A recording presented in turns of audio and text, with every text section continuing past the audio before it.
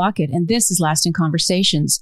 We are with Donna Carbone today. Hey, Donna. How are you? Very well, thank you. Donna is the executive director of Palm Beach Institute for Entertainment Arts in North Palm Beach, Florida. Their motto, one of many, is live your dreams, not your fears. They do acting, creative writing, and they are a safe haven for community members to fully express their stories and to have fun. Donna, welcome. Thank you. Tell us about your wonderful classes that you have and the things that you do at this really cute little theater in North Palm Beach. And I might want to start with Tongues A-Waggin because there's always a sense of humor in what it is that you do. And so you have the floor. Thank you. Tongues A-Wagging is a spin-off from NPR's The Moth, when people can come and tell their stories and have them recorded for posterity. In our case, the stories are a little different. They become very intimate, very poignant. Probably people share more than they normally would in such a public environment. But we have found that they are healing, curative, not only for the storyteller, but for the audience. My goal is always that the audience leaves our theater a little bit wiser than when they came in. So we are unique in that 4 times a year, I put out a press release with a particular topic. People submit stories, no more than 1,200 words, on that particular topic. I have a selection committee. We read all of them. We choose the 8 to 10 best stories. Those not best in the sense that they're the most perfect story, but that they fit the title the best. Of what your theme is. Yes.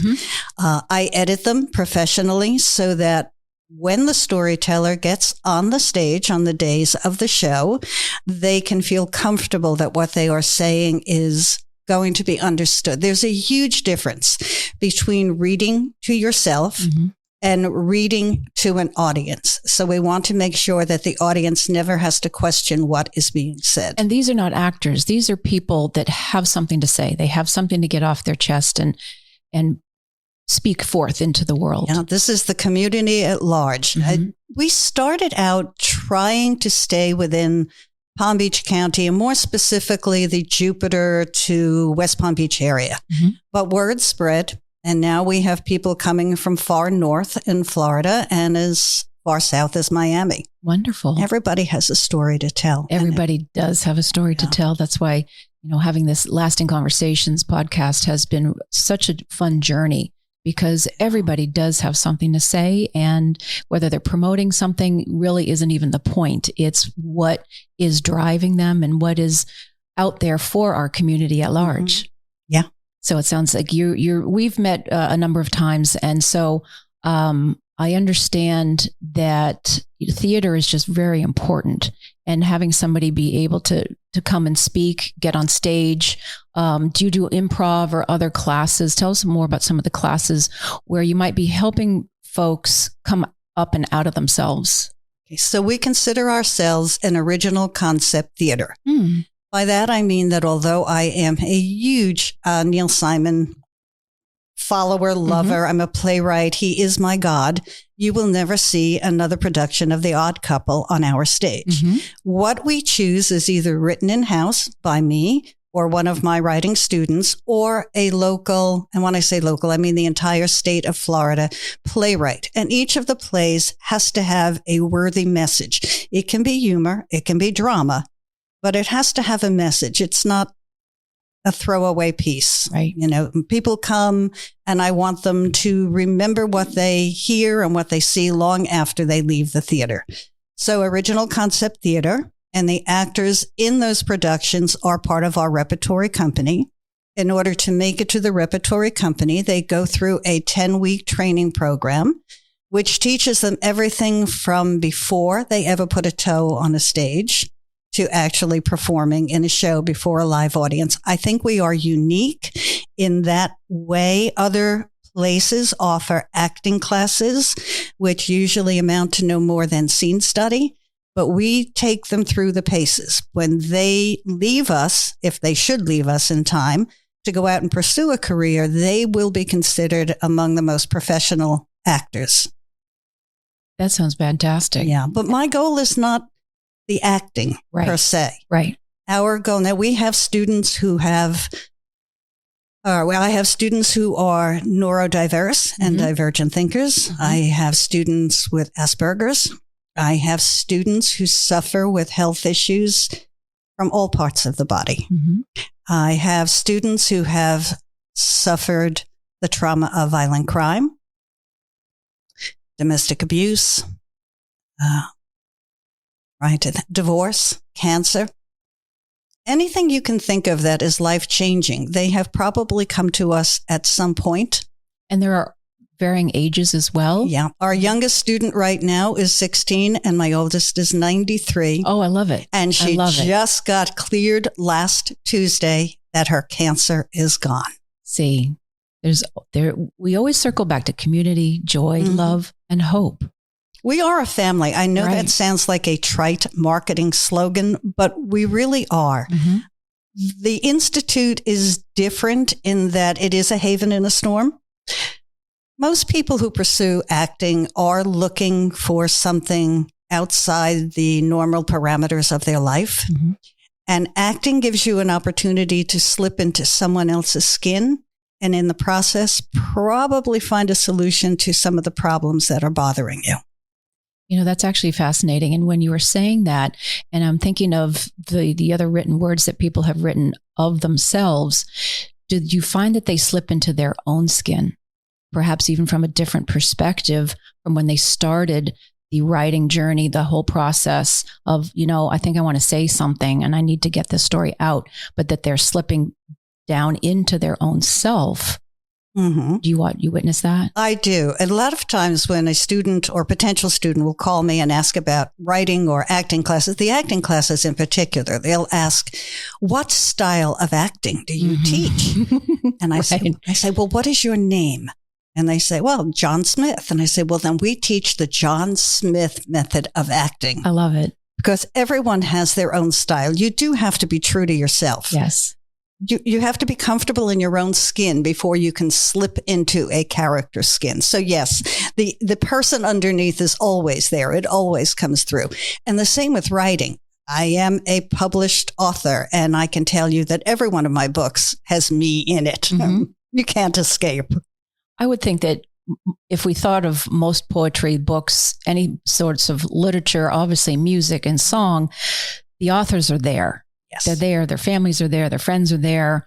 It's a very personal journey. Yeah. There's no better fiction than that which is based on fact. And almost everything is based on fact. That's true. So many will say that we are our own creative writers, directors, producers of the play that is our life. That's sometimes very true. We don't like it, or sometimes it's time for the next show. Yeah, that's finished, and now let's produce a whole nother show. Yeah. A number of years ago, I wrote a book titled Private Hell. And it took me, I think I said 800, I forget how many days. I may be exaggerating, but it took me a long, long time to write it because it's my journey from a dysfunctional childhood to a first marriage, which was domestic abuse taken to the umpteenth level. I was lucky to survive it. But being able to write it, and I wrote it as fiction. It was the only way I could be honest with what had happened to me. But it was cathartic. By the time it was done, I felt I had purged myself of so much anger. That's wonderful. And so now that's out of your system and on the shelves for other people to read and understand somebody's journey. We always hope that you reach at least one person. So I write mostly crime novels because I have been the victim of violent crime, and my daughter is the survivor of a terrible kidnapping and rape a number of years ago. And I don't ever need to win a Pulitzer Prize. I started writing these books because my daughter's survival was on front page on all the newspapers and most of the TV, local TV here. And a couple of producers from Investigation Discovery and the History Channel contacted us about her story and would she be willing to allow them to do a reenactment. And we agreed, provided they didn't sensationalize it. So when I believe it was Investigation Discovery's these shows all have similar names. I Survived or Surviving Evil. I don't remember which one it was, but they contacted Katie Couric, who at the time still had her talk show. Mm-hmm. And they showed her the episode. And she was so impressed that my daughter had literally saved her own life that she invited her on the show. Afterward, we were talking in the green room, and we were talking about how Jess and I had gone out on the talk circuit. And without fail, the mother of college-bound girls would get angry that we told them that they had to teach their daughters to take responsibility for their actions. And all I could think of is that you are just setting them up to be the next victim.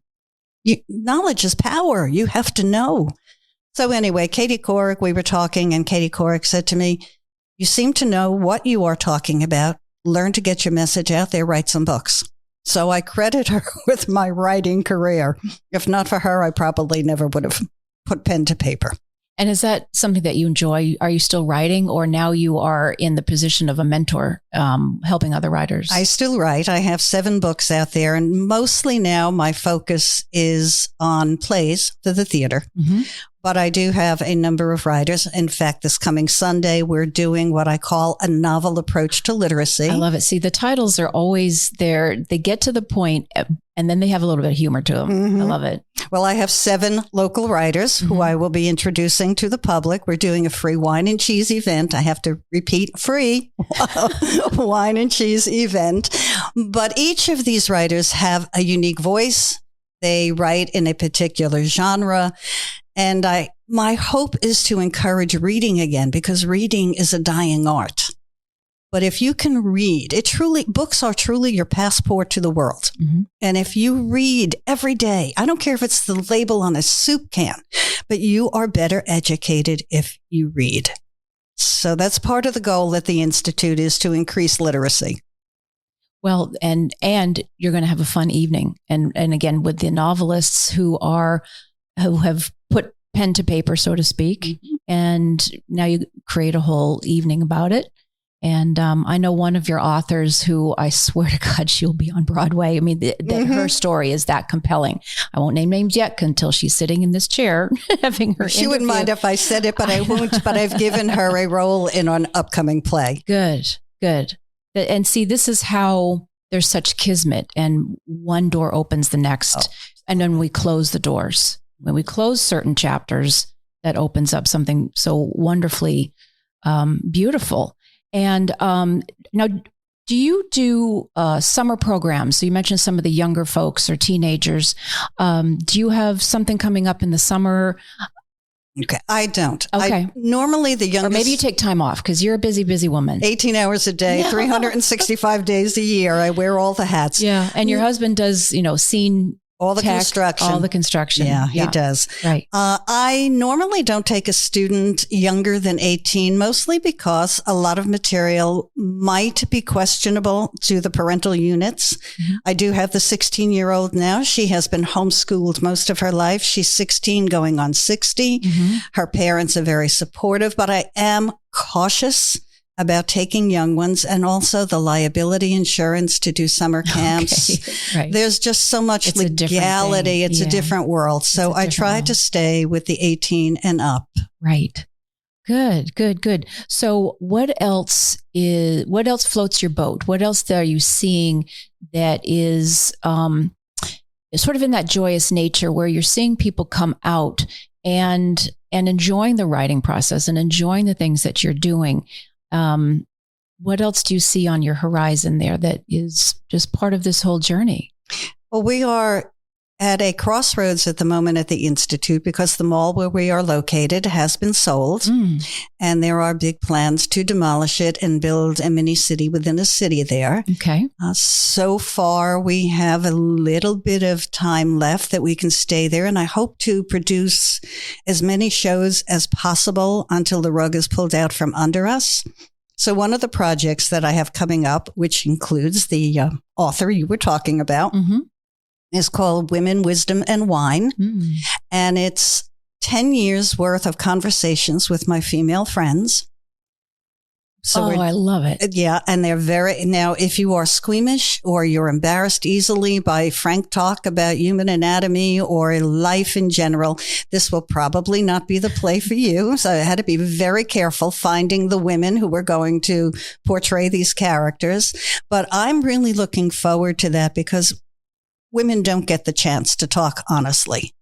And that is part of my goal with this institute. It gives me the opportunity to put forward information that would not be readily available. Mm-hmm. And if you can do it in a fun way. So, for example, I bet you still know the name of the company that did your favorite bologna and your favorite hot dog from when you were a kid. It's drilled in. Yeah, and you know why Band-Aid sticks so well. That's right. Correct? Okay. I think we have Barry Manilow to thank for all of that. I just learned that. So I believe that education through entertainment is the best way to go.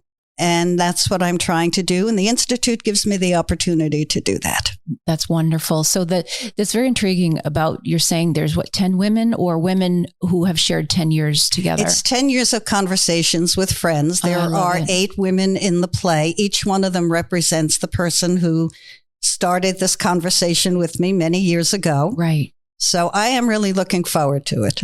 So are these women who know each other or you have created a play based on these 10 years of conversation? I've created the play.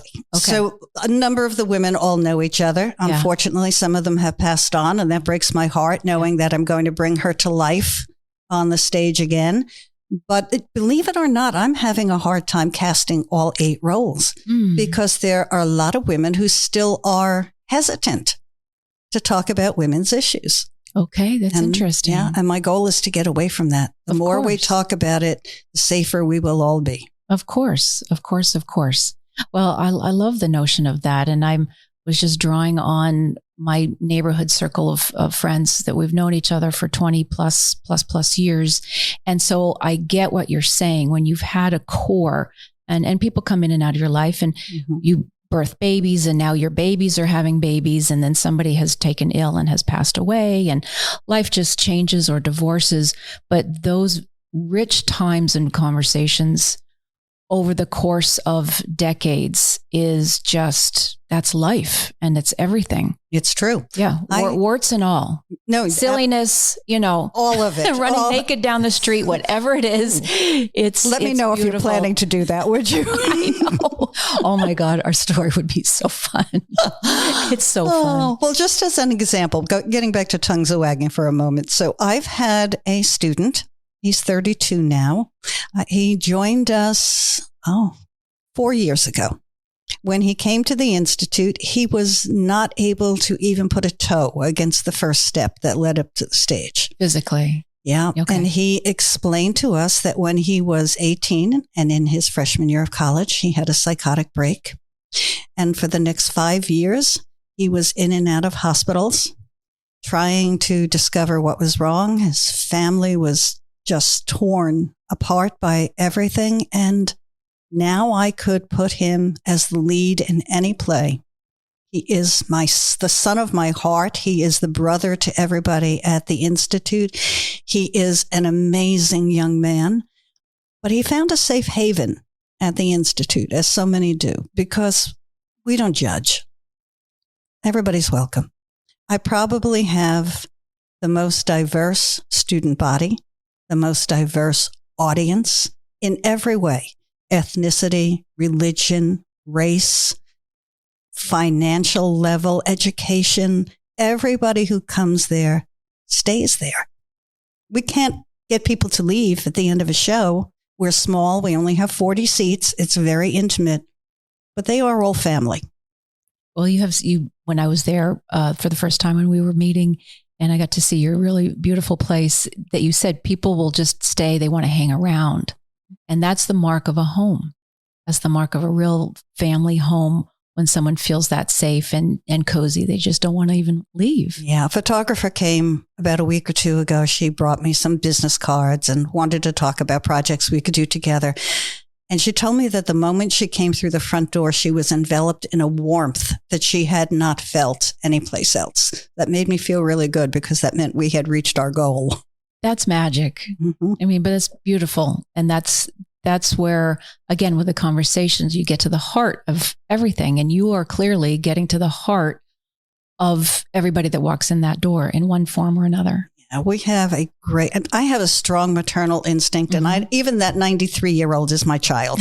Everybody is my kid. They know it. They know they can come there. They can find a shoulder to lean on or just someone to talk to. It's a wonderful environment. I'm proud of it because it took a long time. It was a dream for many, many, many years that is finally coming true. Well, what was your process of even how your proverbial yellow brick road that brought you there? It's interesting. I really believe in fate. So I could go way back to 18 when I graduated high school and then went to business school in Manhattan. And so it was a journey from different businesses. I worked on Wall Street. I worked on Park Avenue. I worked in construction. I did a lot of jobs along the way. And eventually, first marriage, that was terrible. And then thank God, eventually I met my husband. So 47 years together, which is pretty damn good. Yahoo. Pretty darn good. It is pretty damn good. Yeah.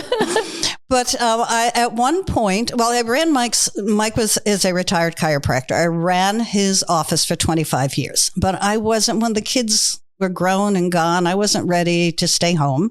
So I went back out into the work world and I did a little bitty jobs here and there. And eventually I found a job at an independent film company. Okay. And so I was the office manager and the writer and whatever other jobs needed to be done. But the woman who owned that company also was very close to Burt Reynolds. And so she helped to found the Burt Reynolds Institute for Film and Theater. And I would do things for the Institute, knew Burt fairly well, and just got involved slowly in entertainment. I really knew nothing about theater or entertainment. It wasn't a passion at the time. It wasn't a love of my life. But when that business closed, the natural order was for me to just stay with the Burt Reynolds Institute. And so gradually I took over different positions and got pretty good at knowing that industry and what to do with it. When Burt passed away in 2018, I had always, from the time I got involved, realized that the Institute was more than just a theater and a school. I always knew there was potential.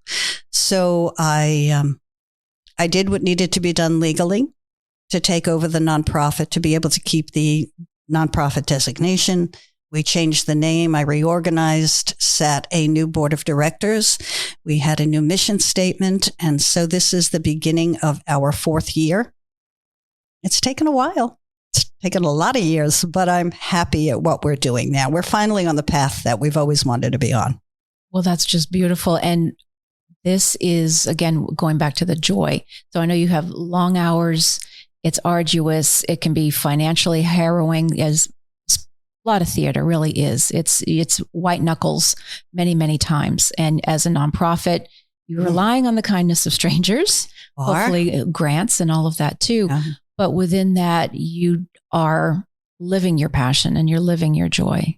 Now, the only downside to this industry, and I have often said that ego should be a 4-letter word because it truly is a curse. And that's the only thing I don't allow. Anything goes at the Institute if it's in your heart and you really want to do it, but I don't allow ego. Nobody is better than anybody else. Right. A production is only as good as the whole team effort.